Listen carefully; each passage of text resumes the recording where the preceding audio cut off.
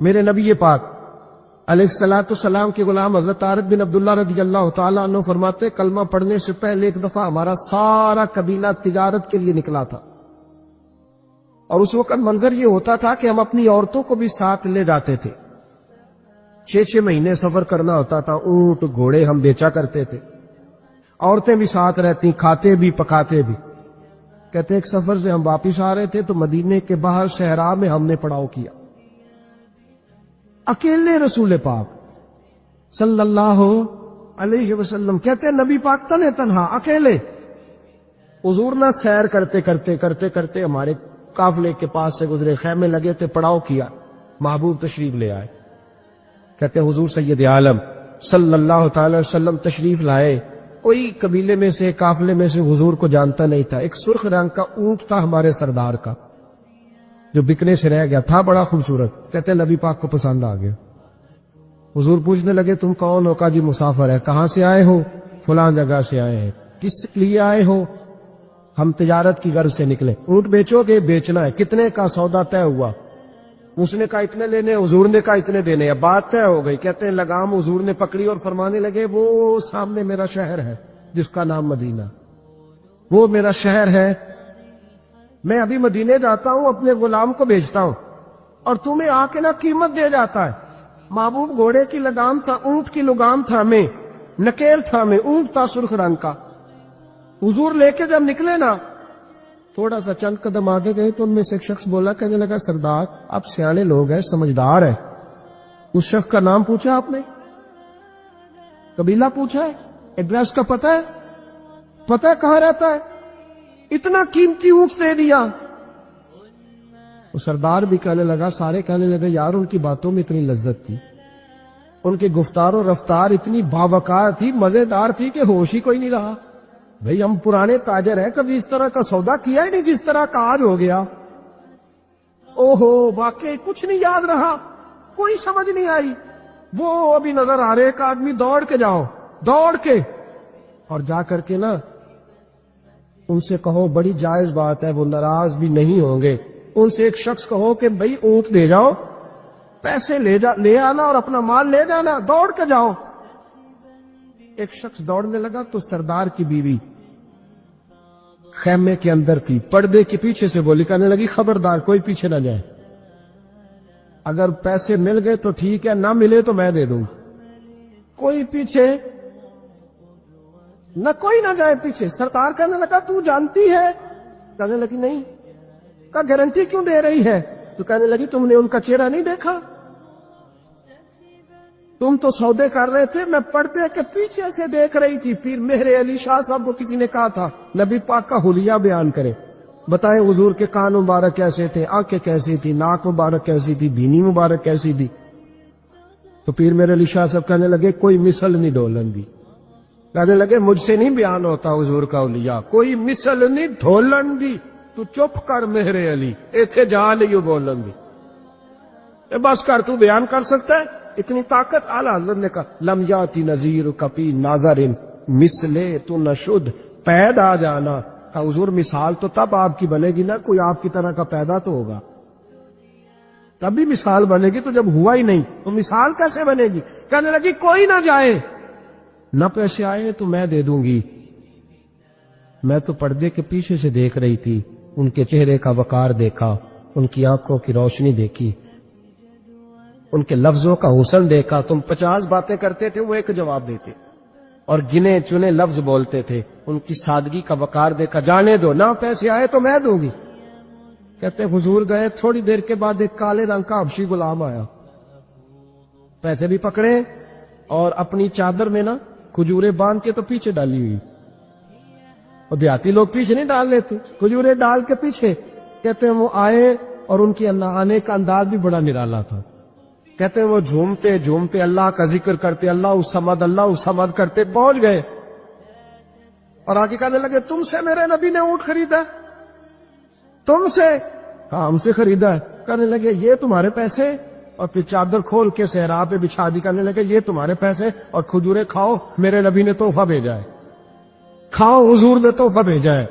تو وہ سردار کی بیوی اوٹ ہٹا کے کہنے لگی اور کالے رنگ کے اکشی گلاب انہیں کھجوریں کھلا اور مجھے اس عزت والی ماں کا نام بتا جس کے گھر میں ایسا لال پیدا ہوا. انہیں کھجوریں کھلا اور مجھے اس عظمت والے باپ کا نام بتا جس کے گھر میں ایسا پھول کھلا ہے. وہ قبیلہ تو بتا تو صحیح وہ کون تھے. 2 گھڑیاں رکے ہیں پر خوشبوئی پھیل گئی ہے, رنگ ہی بدل گیا, تار کوئی مثل نہ ڈھولن دی. تو چپ کر مہر علی ایتھے جا نہیں بولن دی. ایک روایت میری نظر سے گزری اور کیا ہی انداز ہے امام زرقانی نے لکھی. ایک صحابی ہیں حضرت ابو قرصافہ رضی اللہ تعالیٰ عنہ. حضرت ابو قرصافہ رضی اللہ تعالیٰ عنہ فرماتے میں چھوٹا تھا, میری اماں اور میری خالہ مجھے ساتھ لے گئی. میں نے کہا کہاں جانا ہے؟ کہنے لگے آؤ نبی پاک کا کلمہ پڑھنے جانا ہے. پڑھیے درود شریف صلی اللہ, سارے پڑھیے, پھر پڑھیے ایک دفعہ صلی اللہ تعالی علیہ. حضور کا ذکر ہو تو فوراً درود پڑھنا چاہیے. نبی کریم علیہ السلام کی بارگاہ میں نا میری خالہ اور میری اماں دونوں مجھے ساتھ لے گئی کلمہ پڑھنے. کہتے ہیں جب ہم حضور کی بارگاہ میں پہنچے, کلمہ پڑھا, واپس آئے تو میری اماں اور میری خالہ آپس میں بات کرنے لگی. میری خالہ کہنے لگی تو نے دیکھا ہے ان کا بولنا کتنا مزیدار. میری خالہ کہنے لگی تو نے تو وہ دیکھا لیکن وہ جو غلام آیا تھا اس کے ساتھ ان کا رویہ کتنا پیارا تھا. تو نے دیکھا جب وہ کھانا کھا رہے تھے تو پہلا خیال انہوں نے ہمارا کیا. بار بار وہ ان کا ذکر کرتی, کہتے آپس میں حضور کی شانیں بیان کرتی, میری اماں بھی میری خالہ بھی. بالآخر بات لمبی ہو گئی تو میری اماں بولی, کہنے لگی بس کر, ہم کتنی عظمتیں بیان کریں گے, مجھے تو 3 باتیں سمجھ میں آئی ہیں. کتنی؟ 3 باتیں مجھے سمجھ میں آئی ہیں. کہا وہ کیا؟ تو کہنے لگی ما رأینا مثل حاضر الرجل احسن وجہا ولا القا صوبا ولا البنا کلاما. کہنے لگی مجھے تو 3 باتیں سمجھ میں آئی ہیں کہ نہ اتنا خوبصورت چہرے والا کوئی شخص دیکھا ہے اور نہ اتنے صاف کپڑوں والا کو دیکھا ہے اور نہ ہی اتنی میٹھی بولی بولنے والا کوئی دیکھا ہے. 3 باتوں کی کمال ہے. ظاہری حسن بھی کمال, کپڑوں کی صفائی بھی کمال, اور رسول پاک کا بولنا بھی کمال, لب و لہجے میں مٹھاس بھی خوبصورتی والی. یہ اصل حسن ہے کہ ظاہرت بھی انسان بڑا منزہ ہو, باطنن بھی بڑا صاف ستھرا ہو. میرے رسول پاک علیہ الصلوۃ والسلام کا طریقہ مبارکہ پتہ کیا تھا؟ حضور صلی اللہ تعالی علیہ وآلہ وسلم جب مسجد میں نماز پڑھ لیتے تو حضرت جعفر رضی اللہ تعالیٰ عنہ فرماتے, بخاری کی حدیث ہے, فرماتے میں مدینہ شریف میں آیا تو حضور نماز پڑھ لیتے تو صحابہ نبی پاک کے پاس آتے اور حضور کا دست مبارک پکڑ کے پہلے چومتے پھر چہروں پہ ملتے, پہلے چومتے پھر چہروں پر. نبی پاک کے صحابہ حضور کے قدم بھی چوما کرتے, قدموں میں جھکا کرتے تھے. یہ تو بھائی اس وقت پتہ چلتا جب کسی سے پیار ہو جاتا.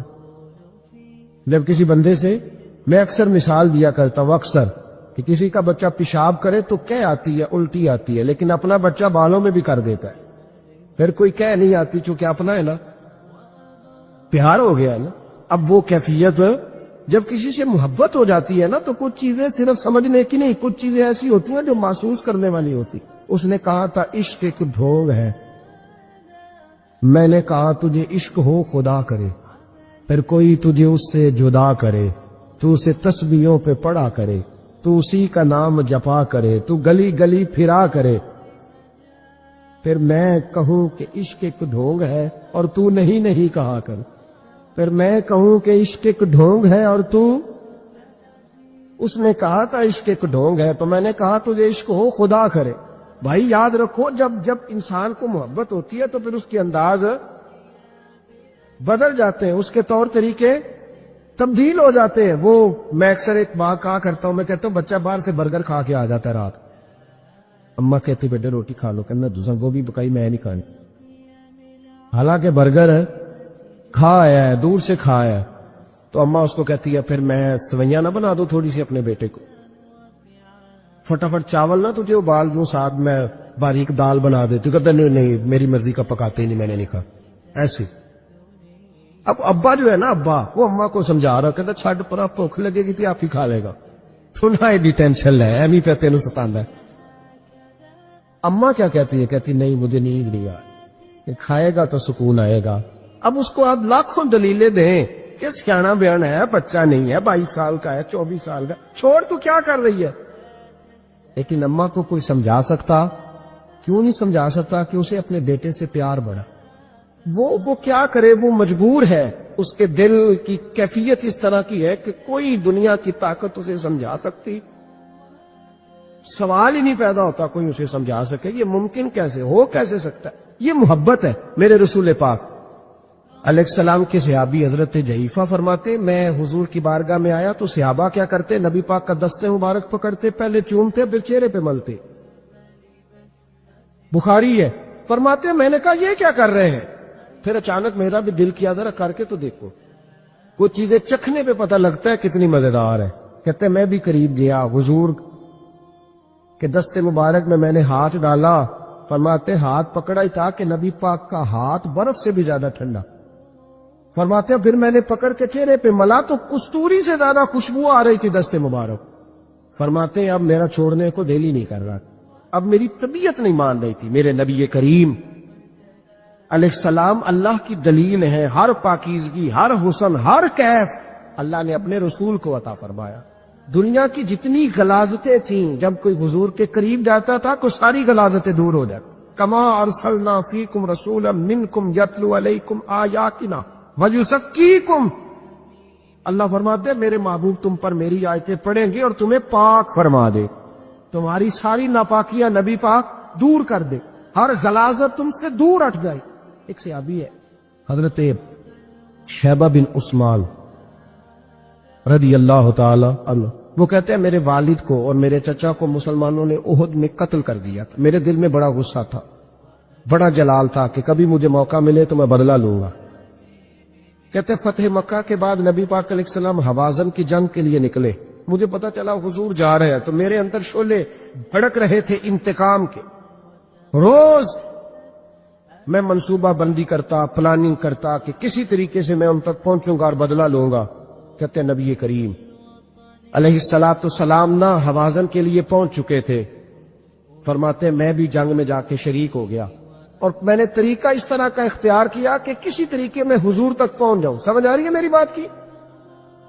نبی کریم علیہ السلام تک کسی طریقے پہنچ جاؤں۔ فرماتے لڑتے لڑتے، لڑائی کے 2 طریقے ہوتے تھے، کبھی تو ایسے ہوتا تھا کہ ایک دو آدمی مل کے آپس میں لڑتے تھے، پھر گمسان کا رن پڑتا تھا، گھمبیر ہو جاتی تھی جنگ، سمجھ نہیں آتی تھی تیر کہاں سے آیا، نیزہ کہاں سے آیا۔ فرماتے جب گمسان کا رن پڑا نا، مجھے موقع مل گیا، میں حضور کے قریب پہنچ گیا۔ حضرت شیبہ بن عثمان رضی اللہ تعالیٰ عنہ کہتے جب میں پہنچ گیا تو میں نے نا دیکھا کہ اب حضور کے قریب لوگ نہیں ہیں۔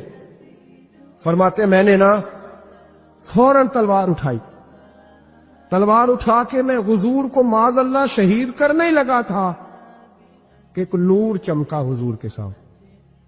پڑھیے درود صلی اللہ علیہ وسلم، کہتے ایک نور چمکا، اتنی تیزی تھی اس نور میں کہ میری آنکھیں بند ہو گئی، میرے ہاتھ سے تلوار گر گئی، آنکھیں چندھا گئی میری۔ فرماتے تلوار میرے ہاتھ سے چھوٹ گئی۔ اب جب وہ روشنی مدھم ہوئی نا تو میں نے دیکھا نبی پاک سامنے کھڑے مسکرا رہے ہیں۔